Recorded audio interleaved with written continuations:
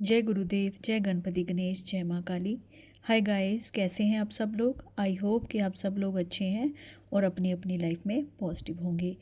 Guys, आज की reading शुरू करने से पहले आप सभी को लोहड़ी के पावन त्यौहार की बहुत बहुत शुभकामनाएं।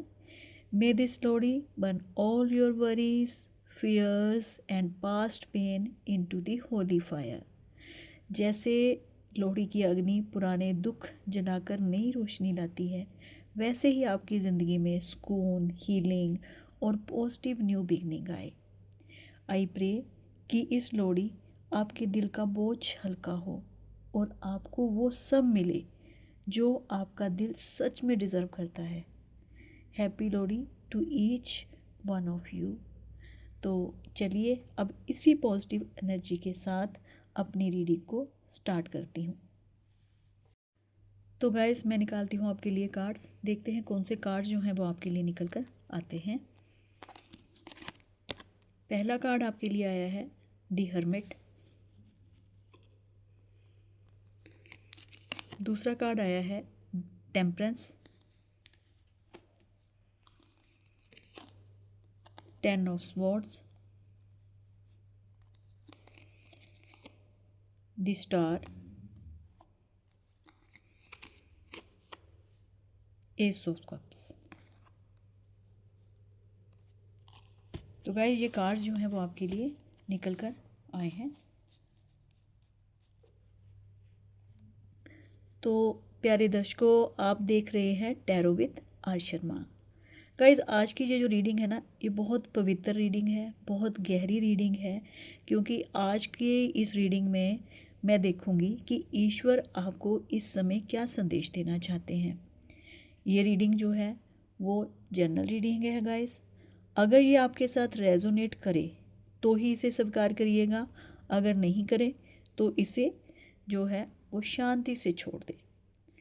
तो रीडिंग करने से पहले अपने मन में ईश्वर का नाम लें और मन ही मन आप अपने ईश्वर से कहें, अपने प्रभु से कहें कि जो संदेश मेरे लिए है वही मुझे सुनाई दे। तो गाइस, जो पहला कार्ड आया है वो हर्मिट का कार्ड आया है और इसमें ईश्वर आपको कह रहे हैं कि मैं तुम्हारे भीतर हूँ। गाइस, आपके साथ हुआ पता क्या है कि आपने ना बहुत अकेला महसूस किया है। तो ईश्वर आपको ये कह रहे हैं कि तुम अकेला महसूस कर रहे हो, लेकिन सच ये नहीं है जो तुम समझ रहे हो। तुम ना कभी अकेले थे और ना ही मैंने कभी तुम्हें अकेले छोड़ा था। ईश्वर आपको ये कह रहे हैं कि जिन रातों में तुम चुपचाप रोए थे, जिन पलों में तुमने किसी से कुछ नहीं कहा, सिर्फ अंदर ही अपने दुख को अकेले बर्दाश्त करते रहे, और उन पलों में भी मैं तुम्हारे पास बैठा हुआ था। मतलब गाइस, आपको तो ये लगा कि ईश्वर ने आपको अकेले छोड़ दिया है। आपको लगा कि मेरा कोई सहारा नहीं है, मेरे को कोई पूछने वाला नहीं है। लेकिन जो ईश्वर हैं वो आपको ये कह रहे हैं कि जब जब तुमने ये महसूस किया मैं अकेला हूँ, मैं तब भी तुम्हारे पास बैठा था, मैं अब भी तुम्हारे पास हूँ और मैं हमेशा तुम्हारे साथ हूँ।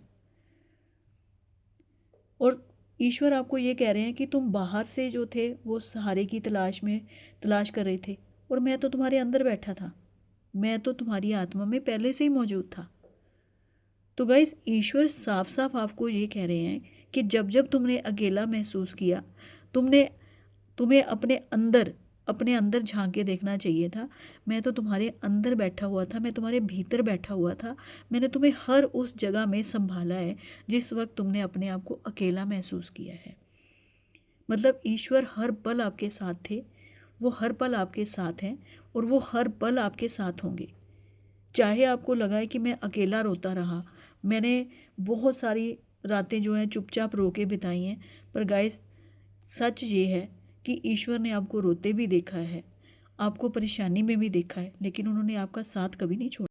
तो गाइस, ये 10 ऑफ स्वॉर्ड्स का कार्ड जो है वो क्या कहते हैं ईश्वर इसमें, कि मैंने वो दर्द देखा है तुम्हारा जो तुमने किसी को नहीं दिखाया।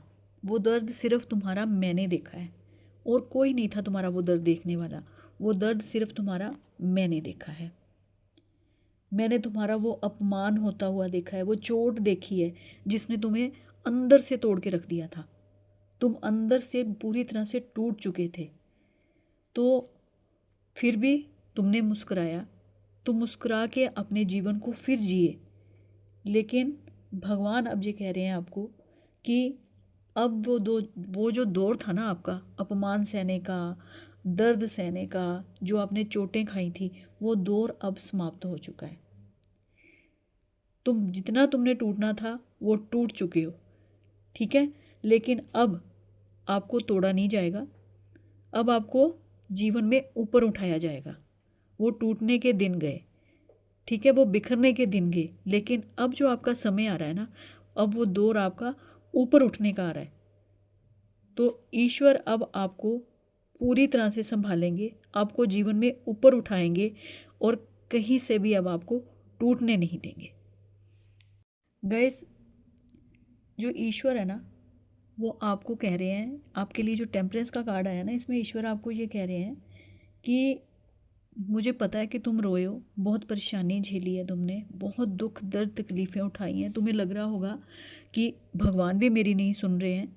लेकिन वो आपको ये कहना चाहते हैं कि मैं तुम्हें जल्दबाजी में कुछ नहीं देना चाहता था, क्योंकि मैं नहीं चाहता था कि मैं तुम्हें अधूरा सुख दूं, क्योंकि ईश्वर आपको पूरा सुख देना चाहते हैं, पूरा सुख।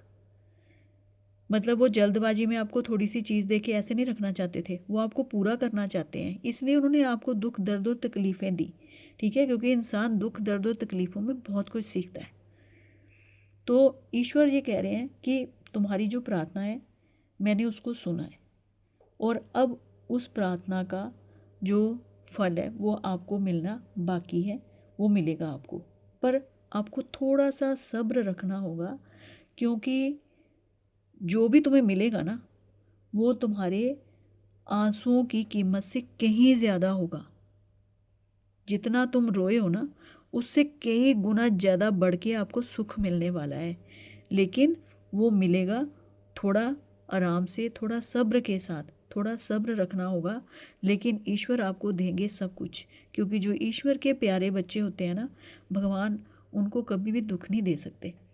उनको जो दुख मिलता है ना, वो भी उनके सुख के लिए होता है। बस आप इस बात को समझो, क्योंकि आगे जो आपका समय आने वाला है ना, उसमें आपको वो मिलेगा जिसकी आपने कल्पना नहीं की होगी, क्योंकि जो आपने सहा है उससे कई गुना ज़्यादा लौटा के ईश्वर आपको अब सुख देने वाले हैं। गाइस देखो, ये जो स्टार कार्ड आया ना, अब आपकी शुरू हो गई है हीलिंग। तो गाइस अब थोड़ा सा मुस्कुरा दो।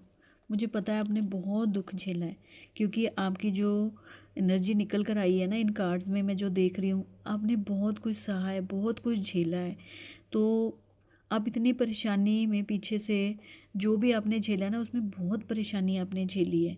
मैं महसूस कर सकती हूँ आपकी उस पीड़ा को, उस दर्द को। पर अब गाइस आप थोड़ा सा मुस्कुराओ, क्योंकि अब आपकी हीलिंग शुरू हो रही है।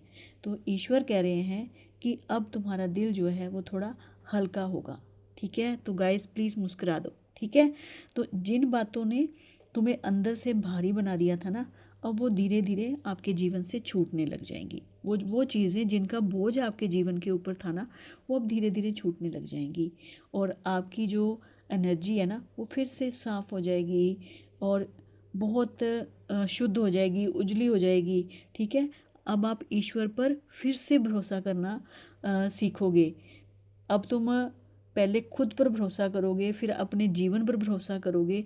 अब आपको हर चीज़ पे भरोसा होगा, आपको ईश्वर के ऊपर भरोसा होगा, आपको यकीन हो जाएगा कि वाकई ईश्वर होते हैं और वो सुनते हैं। तो गाइस अब आप मुस्कुराइए, क्योंकि अब आपकी हीलिंग जो है वो शुरू होने वाली है, ईश्वर आपको सुख देने वाले हैं। तो गाइस अब आप ना इसमें इस रीडिंग में क्लेम जरूर करिएगा कि ईश्वर जो आपको सुख देने वाले हैं ना, वो आपके जीवन में ज़रूर आएगा। इस बात के लिए आप क्लेम जरूर करिएगा, क्योंकि सचमुच में ईश्वर आपको बहुत कुछ देने वाले हैं। तो अब आप इसी बात पे खुश हो जाइए, क्योंकि आपके जीवन में एक नया दौर शुरू होने वाला है, जिसमें आप अपनी खुशियों को सेलिब्रेट करोगे। तो गाइस ये जो एस ऑफ कप्स का कार्ड आया ना, तो इसमें ईश्वर आपको पता क्या बोल रहे हैं? ईश्वर आपको बोल रहे हैं कि जो खालीपन तुम्हें खाता रहा है ना जीवन भर, वो अब मैं पूरा भर दूंगा।